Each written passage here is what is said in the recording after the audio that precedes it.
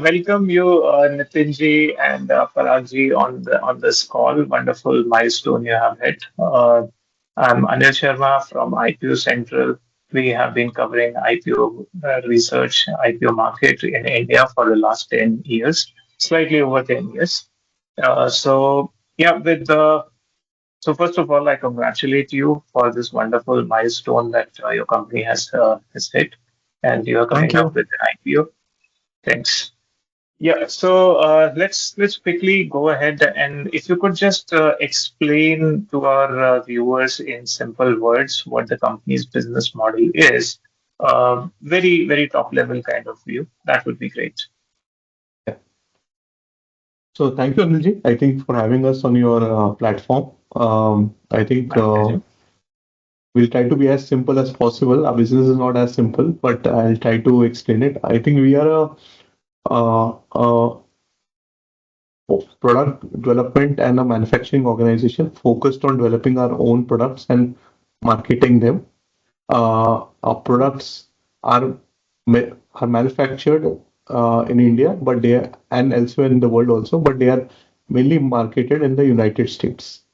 In the United States, we do both the generics business via a subsidiary called Advagen, and we also do the brand business through a company called Validus. Both of them are 100% subsidiaries of Rubicon. Rubicon.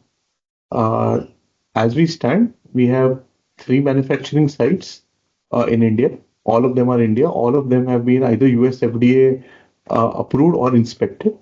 The last one being a site which we acquired from Alchem, which the transaction got just concluded in the month of June.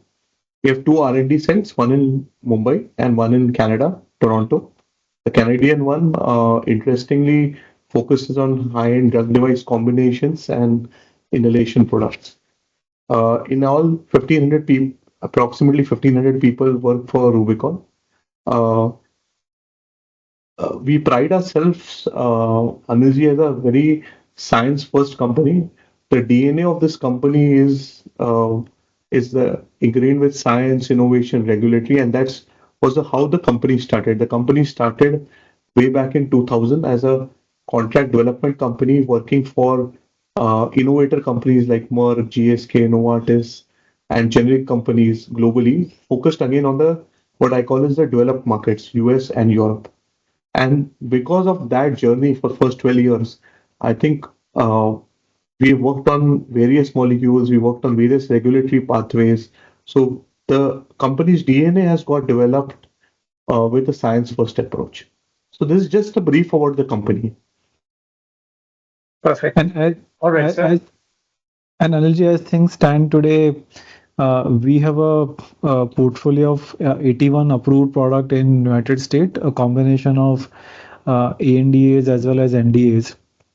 Out of that, 70 plus products are commercialized. Apart from that, we have 17 products which are filed with US FDA, which are under review. And we have a portfolio of 63 products under development which have crossed a certain stage of development. So again, in terms of pipeline, both filed with US FDA and under development, which is equivalent to the product we have. And in this portfolio, we have products across dosage form. We have there are products which are specialty product. There are products which are drug device combination product and specialty branded as well. Mm-hmm. Okay. All right. So specialty का कितना percentage आपके revenue में रहता है? So, specialties contribution in our gross profit has been increasing steadily, Anilji. If you look at FY23, we had a portfolio of three products which contributed 13% of gross profit. In FY25, we had a portfolio of 16 products which contributed 27% of the total gross profit pool. And in quarter one, we had 16 specialty product which contributed 33% of our total gross profit. And in terms of revenues, In terms of revenue, Anilji, we stay away from talking about the revenue percentages, but you can look at the special our overall company level gross margin is 71%, and specialty product by design, by definition, wherein there is either no competition or at the max one competitor. By design, the gross margin profile of these products are superior to our rest of the portfolio. So then the Got it. revenue contribution is less than 33%. Okay. All right. And you define the specialty products as the products having one competitor or less, Yes, you're right. And and and that's in uh, the one less than or equal to one competitor for 1 year from the time we launch. And this definition, while the definition of specialty is static, the list of the specialty product is dynamic. So a product which is specialty today, let's say 1 year down the line or 6 months down the line, there's more than one competitor, then the product will not be specialty. And this journey of specialty share in gross profit from 13 to 27 to 33% has been in light of that definition, wherein as and when competition comes, the product uh, stops being a specialty. got it, got it. And so this is your internal nomenclature, or this is a regulated. This is something which is approved by regulatory authorities, and if there are any incentives or any restrictions, etc., also attached to it. Anilji, a very good question, I think, and important for all the people who are looking at Rubicon to note. I think the definition evolved by us, and the genesis of this definition is, I think, if you look at every company who's used the word specialty, define it in different ways. Some called a certain dosage form is called specialty. Somebody who sells through a certain channel is called specialty. Uh, so I think what we thought was, key anything which is special has to have economic power, and economic power for at least 1 year, which has to be beyond regulatory exclusivity. जो भी regulatory Mhm. exclusivity मिलता है वो 6 महीने के लिए मिलता है, either CGT में या फर्स्ट टू फाइल में.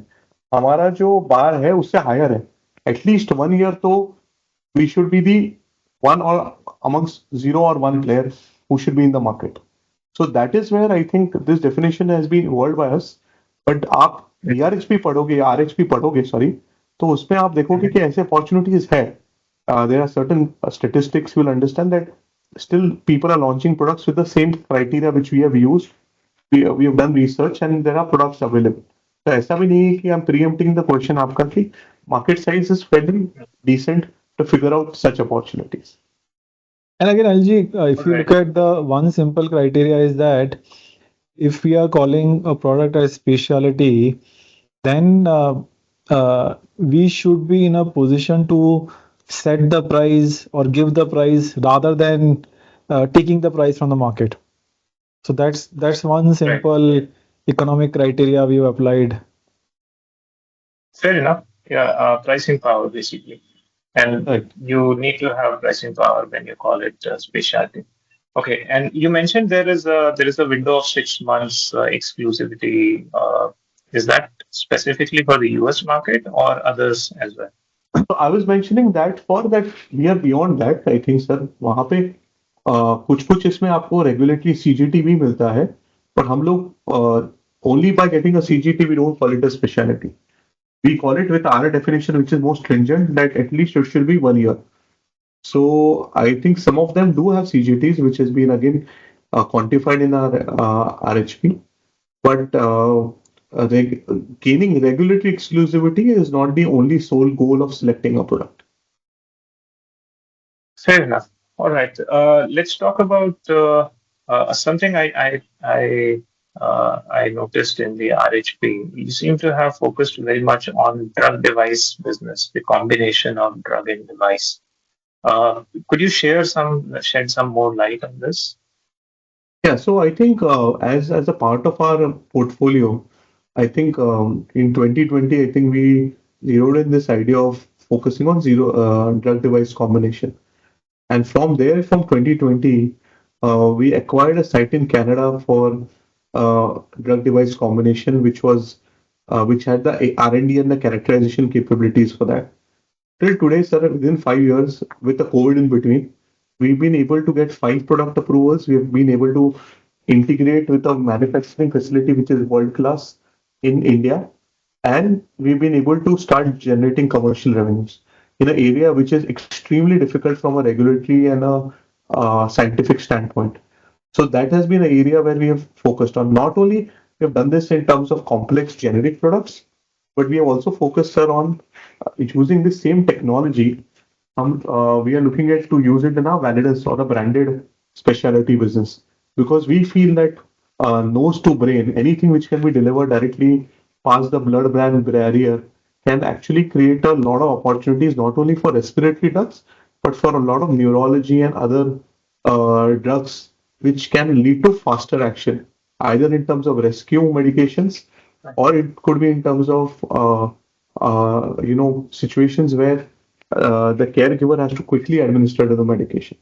So we feel that the potential is pretty large. And again, with intranasals and inhalation, I think we can go around in various other areas of drug device combination as we move ahead. And Anilji, I'm sure when you asked this question, you would have realized that the drug device combination or the inhalation product is one of the more complex dosage form to develop and manufacture. Okay, so just to give you some statistics, in the last 5 6 years, there have been only 26 companies who have got approval for a nasal product. In whole of 24, there were 8 companies got approval for nasal. Rubicon was one of those. In whole of 23, there were 7 companies got approval for nasal product. Rubicon was one of those 7 companies. So, as Parag mentioned, in a short span of 5 years, we from a drawing board, we have covered a journey wherein we have an R&D facility in Canada. We have an US FDA approved manufacturing facility in Ambernath. We have a portfolio of 5 approved nasal product. Mhm. All right. Okay. Yeah. One more thing. Your business is heavily US centric. I won't go into the numbers, but I think, yeah, it is primarily. I don't think I would be wrong to say that it's Yeah, primarily right. focused on the US market. Yeah. Now, going forward, things are not looking that rosy. A lot of tariff talks, and I'm not really an expert when it comes to specific numbers, but yeah, there are clouds on the horizon as far as the U.S. market is concerned, and specifically, I think imports, etc. So maybe local manufacturing is encouraged over there. Any thoughts on this? How does it pan for a company like Rubicon? So I think, as you understand, tariff is a pretty much evolving situation every day. And Yes. yeah, so uh, if you look at with the way currently in the situation with US, I think in the last 1 month, one clarity has really emerged as they have treated generics separately both in the EU deal and the Japan deal. So first time the administration has separated generics versus the other products. And in both cases, they have exempted it, though EU or Japan don't manufacture any substantial product for the US markets on a generic side, Anilji. So that is one very, very clear statement which has come in.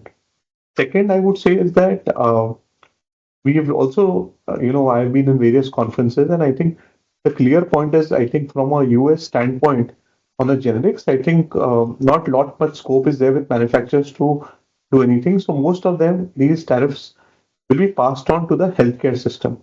And healthcare system is not only the buyers but also the insurance, because in a developed country like US, you will understand that the decisions are the final payment is done by the insurance companies for those Yeah. medicines. Uh, Third point, I think I would say now coming to Rubicon specific, let's assume tariffs do come. If, as Nitin mentioned, 33% of the gross profits are coming from products where either we are the only player in that market or one of the two players. So obviously, you will realize that our ability to pass on that tariff is pretty significant pass-through ability because of our unique situation we are in. And for the rest of the portfolio, uh, the tariff, what I would say, transmission can happen or not happen is dependent on how your competitors behave. Now, if you know that 60 to 80%, 70% material comes from India, if we feel that as Rubicon, we are very confident that we are one of the most efficient manufacturer. If we are going to pass on, we are sure that even our Indian competitors, who are the most, I would say, competitive guys, they will also pass on these to the healthcare system there. So we feel that with the specialty portfolio plus added to that, we looking at our competitive nature and efficient manufacturing, we feel that in those products, it will be the transmission of tariffs will definitely happen. Now, coming to the branded side, I think there was a tweet by the president in terms of that there could be some duties and tariffs on that.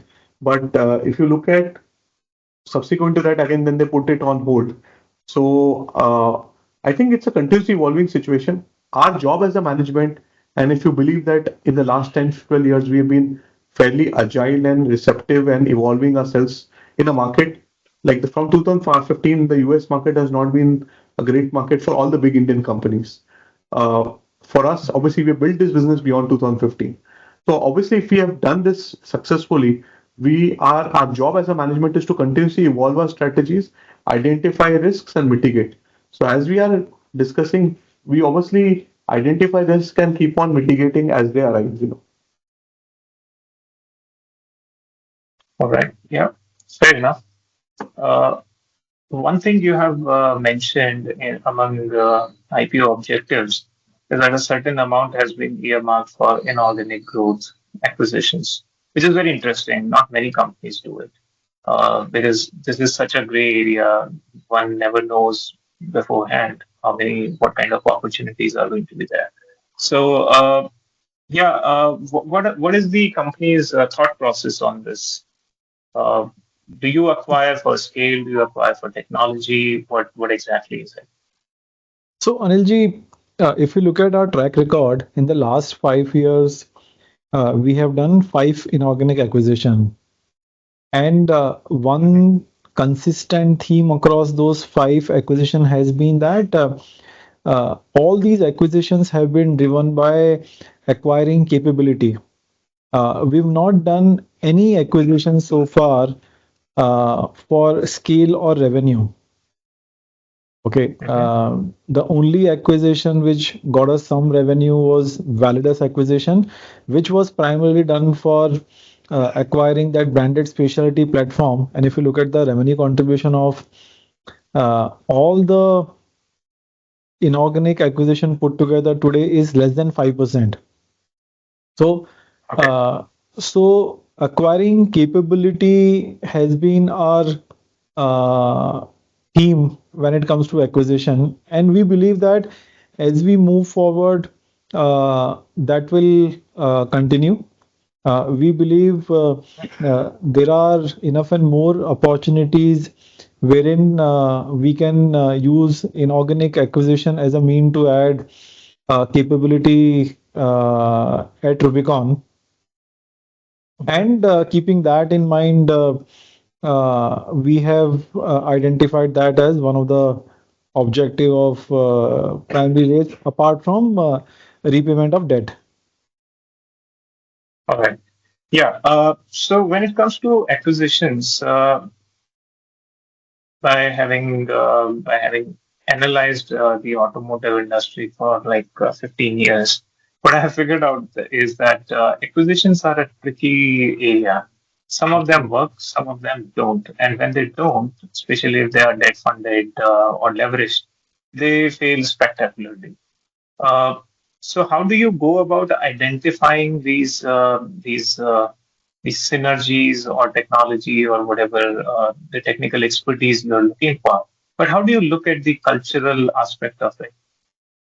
Yeah, so I think a very good question, Anil, and you're right. I think lot of M&As do fail for a culture, and especially only M&As done for scale, that you got revenue and all that without looking for synergies, culture match, I think leads to a problem. If you see in our history, like the latest acquisition we did at Alchem, I think we've not taken any products, we have not taken any people, or we've taken very like 15, 20 people who are mostly in, very allied functions. Why? Because I think it is very important, Anilji, to figure out that what are we going to do with that business. And again, uh, uh, scale can get you fast speed and show temporary revenues and profitability. But I think in the long run, is it going to be sustainable is a question of what you asked, culture match, all of that possibility is there or not. So now when we're looking at just the Pithampur side, we have this whole idea of building this whole culture on quality, compliance, grounds up with the infrastructure which is already given. So when we look at any acquisition, I think culture, synergies are very, very important to us. And that's why Nitin mentioned capability is very important, and capability will be driven by what areas we want to get into, what is a competitive edge we get by going into that area. So those are very, very important aspects. And as we continue, our idea to even go ahead, and when we do inorganic stuff, will be the same factors will be kept in mind. No, just because we are raising money, it will not change our, I would say, a DNA of how we have done acquisitions in the past. Okay. And Right. one more So example my I'll give you, question. like, we acquired the site from Cipla. That came with people and came with around 70, 80 people. And if you realize, I think that site was never offered to the US FDA. Cipla was operating this for close to 20 years. But I think we offered this site to the FDA as soon as we got a culture within 1.5 years. The FDA gave us a product approval even before they came to the audit. So that's the kind of trust we build with the stakeholders, or in this case, the US FDA, and that's a culture we have built within the site we have taken over. So we spend a lot of time going through that process, and that's why also your acquisition price has to be right. Your expectation or timelines on how we are going to get synergies has to be right. So all of these factors are very important. Right, right. Perfect. Okay, one more question tied to acquisitions, mergers. Uh, what's your debt equation? I see that the debt has been coming down, but you have also mentioned that you want to go ahead and acquire some more companies. So where do you see the debt going forward from here? Are you going to be opportunistic in the sense that, okay, debt equity ratio beyond 1.5 is also fine with us because we have lived with that in the past, and then gradually bring it down? Or you are going to be risk averse now that you are going to be a listed company? Yeah, so if you look at Anilji, uh, our current debt in the book, net of cash, is um, closer to 350 crore. Okay, and out of the IPO proceeds, one of the objective is to reduce debt, and that obviously will bring down the debt equity ratio considerably low. Apart from that, we are keeping some war chest for inorganic acquisition. And as Parag mentioned, we are, I would say, a value conscious buyer. Okay, if you look at all our inorganic acquisition in the past, they have paid off disproportionately. The return on investment has been very high. As a company, we are very mindful of our return profile, what kind of ROC and what kind of ROE we generate on the overall capital deployed. So from that perspective, I don't think we'll do anything which will put that track record at risk.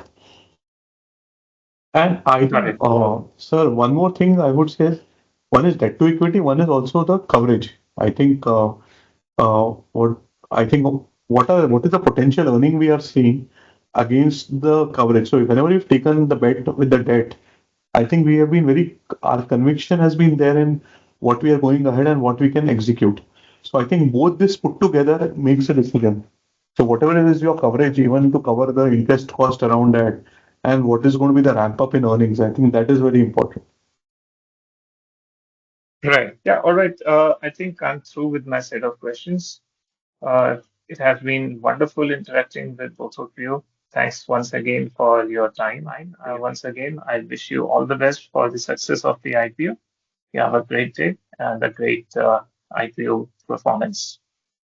Thank you. Thank you. Thank Thanks, you, sir. Anilji. Thank you Thank very you. much. Thanks. Thanks.